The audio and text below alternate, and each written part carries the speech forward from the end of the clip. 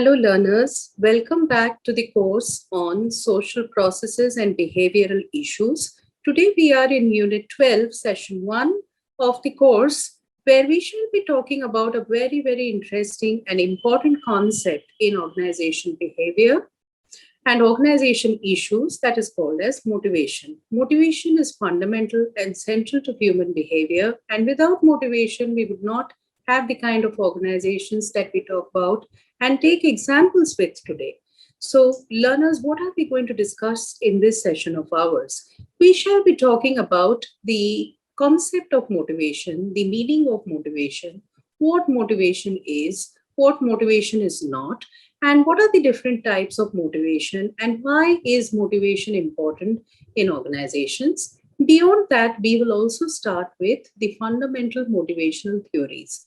Motivation, dear learners, is one of the most theorized constructs in organizational behavior, and we will have many theories populating this area which try to explain how motivation happens in organizations and how employees and individuals get motivated in organizations. If I look at organizations today, one of the fundamental aspects or critical issues in organizations is to not only motivate their employees, but also to keep their employees motivated for a longer period of time to build engagement and commitment with work. So, beginning with what is motivation? Motivation refers to the willingness of individual members to set and accept challenging goals, to take responsibility, their involvement in work, and their ultimate satisfaction. So, it is a process which begins with a physiological or psychological need or deficiency which triggers behavior or a drive that is aimed at a goal or incentive. So, motivation is a very fundamental process and it has three key components. So, if we look at these definitions, these explanations of motivation, then we can decode motivation into three key components. So, what are they? Now, when I look at those components of motivation, the first major component without which there will be nothing called as motivation, that is called as arousal. So, what is the meaning of arousal? Arousal is also the drive. So, this has to do with the drive or energy behind our actions. Now, there is a tremendous amount of interest in drive or the binding energy that motivates us to do anything in the first place. But beyond drive, there are two other components of motivation as well. So, what are they? The next is called as direction.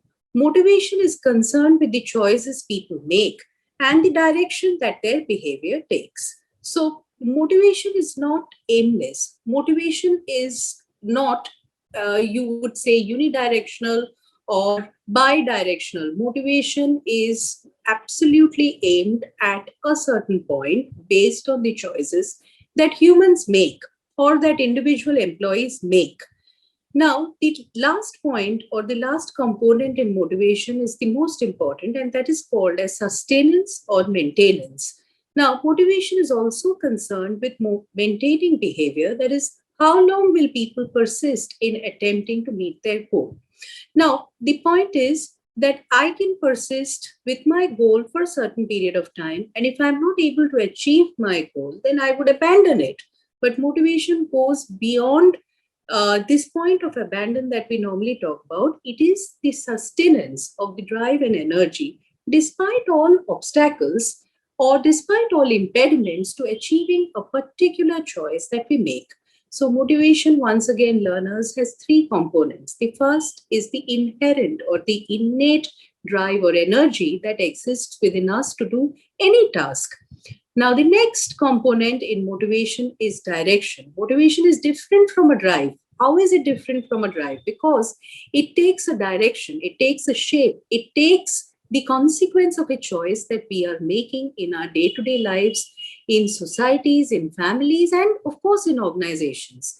Now, the last part of motivation, which also is another difference between a motivation or a motive and a drive, is called as maintenance. Motivation not only looks at the source of all energy, that is drive, motivation also looks at the sustenance of this drive for a elongated period of time despite all impediments, obstacles, and it helps employees achieve or go in the direction of the choices made by them. So if I look at these 3 points, they are drive or arousal, then they are direction, and the last is maintenance. So now moving on from the components of motivation, let's look at the 3 key points about motivation, which we should always remember. Now, motivation is one of the most multi-dimensional constructs in organization behavior. So what does it mean? That means you cannot talk of motive or motivation in one particular manner. There are many composite things that come together in making motivation. So the understanding of motivation in organization depends on these 3 points that I shall be talking right now.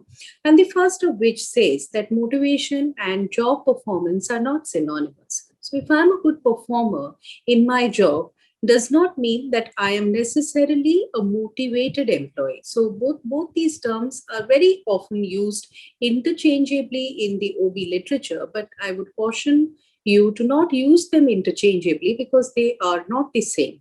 Now, if I am motivated, I may have a better performance at my job. So, there is a causality which is involved in discussing the motivation and job performance link.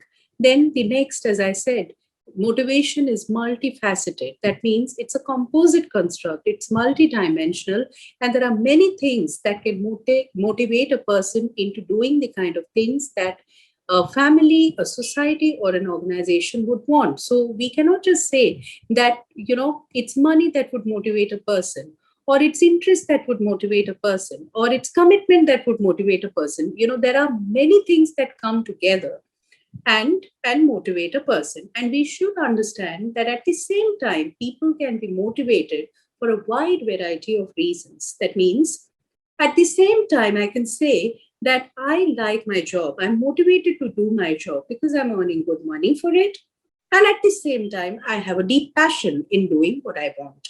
So motivation is not unidimensional, or it doesn't happen because of one reason. It can happen because of many simultaneous reasons that take place in the mind of the individual at the same time. Now, the last point is very important. People are not motivated by only money, or people are motivated by more than just money. So this is what will explain, what we would discuss later on in today's session, that is intrinsic and extrinsic motivation. So, there is a lot of debate between the external sources of motivation and the internal sources of motivation. So we should, at this point in time, remember that it's not only money that motivates an individual. There can be many other factors beyond the monetary incentive that can equally motivate an individual in an organization.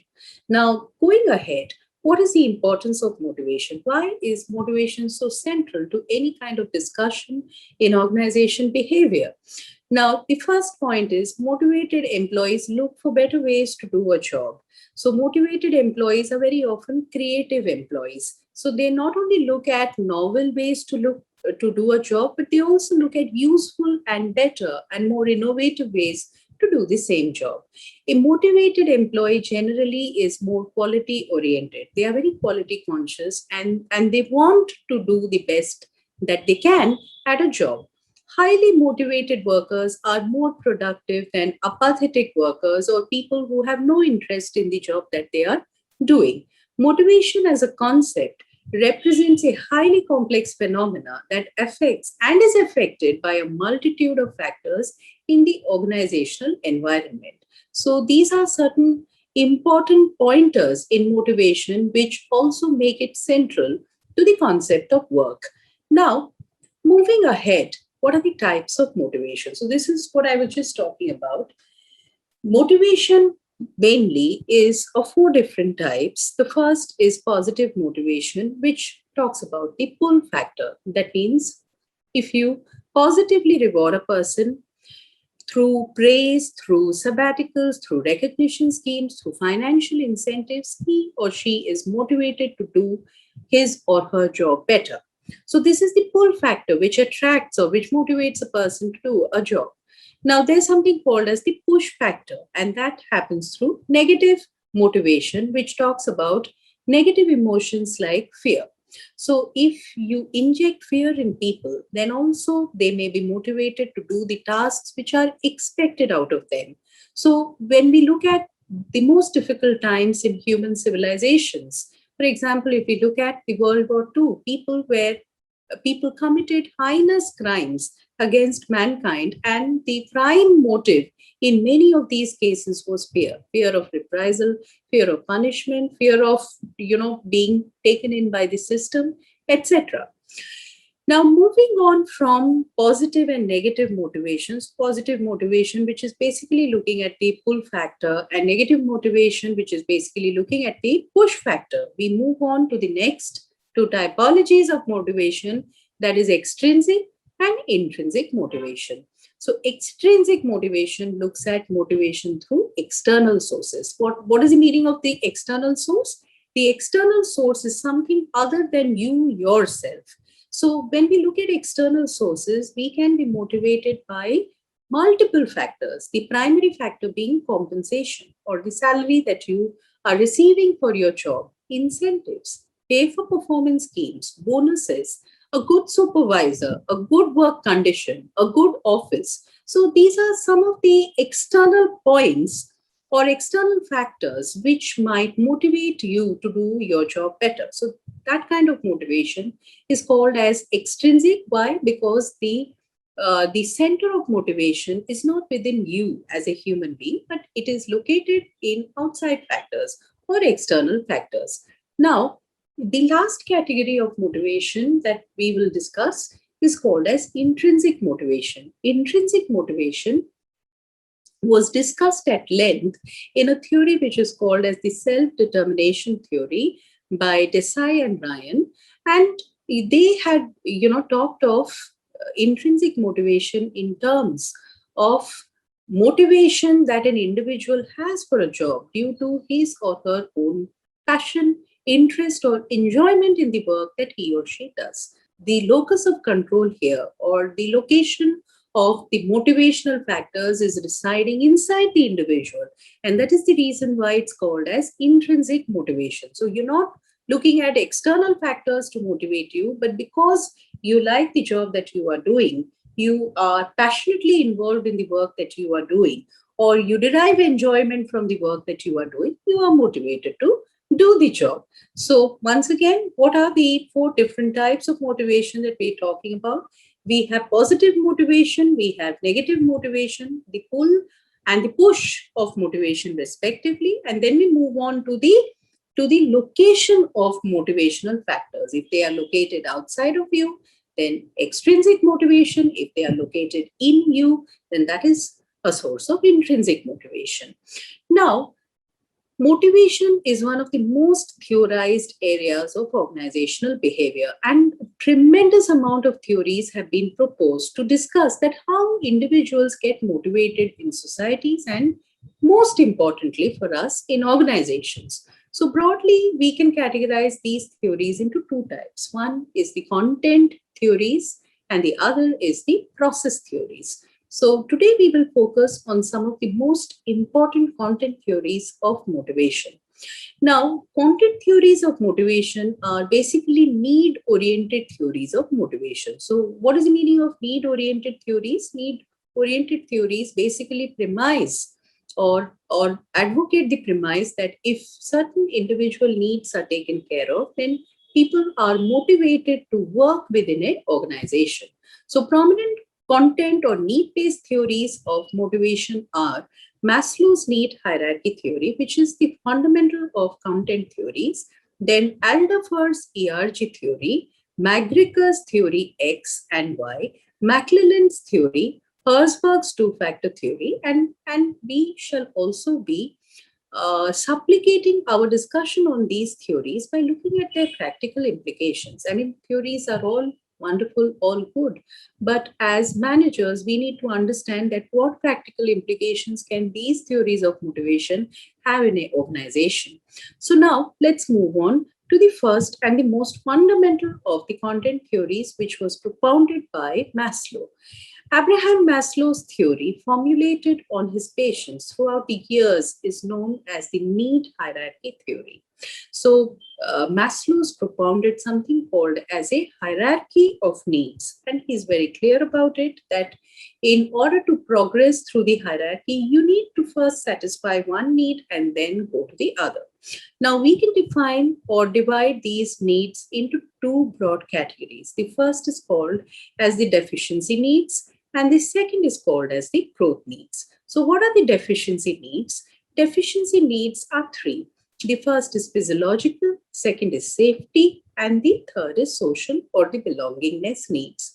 So, physiological needs are basically called as the biological needs or the survival needs. So, the first and the most basic need in a person is the need to survive. That means I need to have shelter, I need to have food, I need to have mechanisms of survival.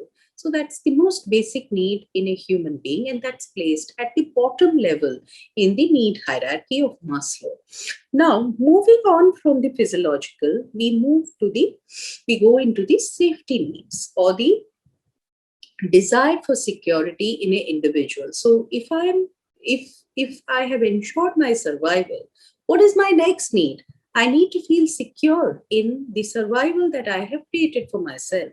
So, for example, if I start earning a salary which is required for me to sustain, which can be my basic physiological need, what can be my safety need? My safety need would be the need to save, to make provisions for the future, so that if there is a rainy day, then I will be able to take care of myself. So that's the next level of need. Now, the third level of need is called as social or the belongingness need or the need for affiliation. So basically, man is a social animal. So we require to connect with people, to build healthy relationships in order to survive. So belongingness needs are the next in line. So once again, the last or the most basic need is the physiological need. Then we move on to the safety need. Then the third rung is the belongingness need. Now, once the deficiency needs are satisfied, Maslow says that individuals will move to growth. And what are the growth needs? Growth needs are of two types. One is called as the esteem need, and the other is called as the self-actualization need. So the esteem and the self-actualization both are basically talking about the need for growth in an individual. Now, Maslow's propounded that self-actualization is the most or the highest level of need in an individual. So what does that mean? Self-actualization is basically realizing your own potential to the fullest in whatever activity you are doing. So self-actualization is not when you come to the end of your life and you decide to do something wonderful. Self-actualization can happen at any time in your life. So, when you fulfill the potential that you have, you actually self-actualize yourself. So when we look at these iconic leaders like Bill Gates, like Steve Jobs, and the kind of work that they have done, in many ways we call them self-actualized because whatever potential was there in them, they utilized it to the fullest for the benefit of their own companies and for the benefit of the people who consume these products. Now, Maslow's need hierarchy theory has been a very, very fundamental theory of motivation, and no explanation of motivation can omit Maslow's theory. But one of the biggest criticisms against this theory has been this rigidity. That means the hierarchy of needs. And there is a very fundamental question that critics have asked, that will every individual go through this hierarchy, or do we have outliers in this process? That means people who have not actually gone through this hierarchy, but they have been self-actualized. So if at one end of the spectrum are people who actually have met their deficiency needs. That means they have gone through the physiological, the security, and the belongingness need, but unfortunately, they have not been able to go up the ladder to the esteem or the self-actualization needs. On the other hand, when you look at the inspiring stories of APJ Abdul Kalam, you say that, most of their deficiency needs were not met. For example, they had come from very impoverished backgrounds, but they reached the last ladder or the last rung or the highest rung of the need hierarchy, which was the self-actualization. So Maslow's theory was not able to account for these outliers. That, why when people they fulfilled their deficiency needs, they did not move to the growth needs. And on the other hand, why when people they could not fulfill their basic deficiency needs, how did they move to the highest level? How did they achieve the potential that they were meant to achieve? So this rigidity in need hierarchy, or this inherent rigidity in the hierarchy that he had propounded or proposed, was one of the fundamental criticisms labeled against this model. So in response to this criticism, we move on to the next theory by Alderfer. Alderfer has postulated that any need may be activated anytime, and his theory is much less restrictive than that of Maslow. So once again, why is this called as the ERG theory? So the first is the existence needs, which correspond to Maslow's physiological and safety needs. The next is relatedness needs, which correspond to Maslow's social needs, including the need for meaningful social relationships. The third is the growth needs that correspond to esteem and self-actualization. So Alderfer is much less restrictive than Maslow because there is no rigid hierarchy to these needs. These needs can be iterated and they can be activated at any time and any place in the individual's life. So it's not necessary that if you have fulfilled your existence needs, then only will you move on to relatedness, or if you fulfilled your relatedness needs, you move on to growth. All of these processes are iterative and, cyclical in a way that Maslow never was. Now, moving on from Alderfer, we come to another interesting theory of motivation, which is simply labeled as Macricus Theory X and Theory Y. So what is Theory X? Theory X is a set of assumptions of how to manage individuals who are motivated by the lower order needs. Now, fundamentally, I think, or I believe that it's erroneous on the part of organizations to imagine that every individual will have the same kind of ambition and the same kind of needs as the others. So there are many individuals who are happy with less of ambition and with less of growth in their careers. So basically, when we look at Theory X, what is Theory X telling us? These are those individuals who are mainly concerned about lower order needs. Basically, what are those needs? Those are deficiency needs like physiological, like safety and belongingness. For them, the deficiency needs are more important than the growth needs. So how do you manage them? How do you motivate them? So their motivation is taken care of by fulfilling the lower order needs than the higher order needs. Now, Theory Y, on the other hand, is a set of assumptions of how to manage individuals who are motivated by their higher order needs. Now, these are individuals whose aims and ambitions are quite high. And how would you manage these individuals who require challenge, who crave novelty, who want creativity, who want to be in complex situations at work? So, for example, when individuals are motivated by lower order needs and you place them in a challenging assignment, instead of getting motivated, they are highly demotivated. And on the other hand, when individuals have great amount of aspirations and ambitions and they are placed in dead-end jobs, they are extremely demotivated and they lose commitment to the organization and the job that they are doing. So that's the reason why Macricus also, in a way, differentiated himself from Maslow by saying that not all individuals will go through all the different categories of needs. Needs can be different for different individuals. So, coming to whatever we have done today, if I were to summarize, what have we looked at today? We basically looked at the fundamental concept of motivation. What do you mean by motivation? How is motivation normally explained in organizations? What are the three important components of motivation, namely arousal, direction, and maintenance? And these three components also differentiate a motive from a drive. Now, why is motivation important in organizations and what are the four different types of motivation? Basically, positive, negative, intrinsic, and extrinsic. And from there on, we have moved on to the motivational theory, starting with the primary content theory. So, content theories of motivation basically look at the needs. Human beings are motivated by needs, and if you fulfill those needs, you are able to motivate human beings. So, these need based theories of motivation fall within the spectrum of the content theories, and we have begun our discussions in today's session by fundamental theories, critical content theories like those of Maslow, Alderfer, and Macricus. We will continue this exciting discussion over the next two sessions. So I wish all my learners a very, very happy learning and thank you for your patient hearing.